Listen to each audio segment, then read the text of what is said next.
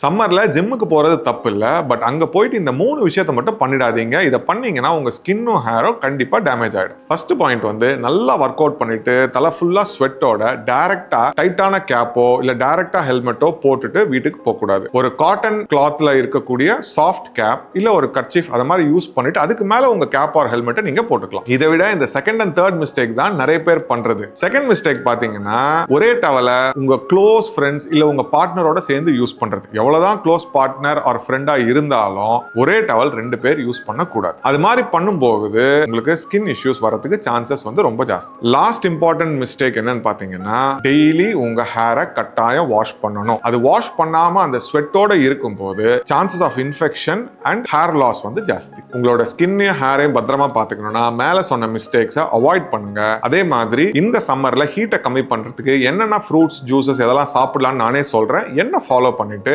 கூல்னு comment பண்ணுங்க.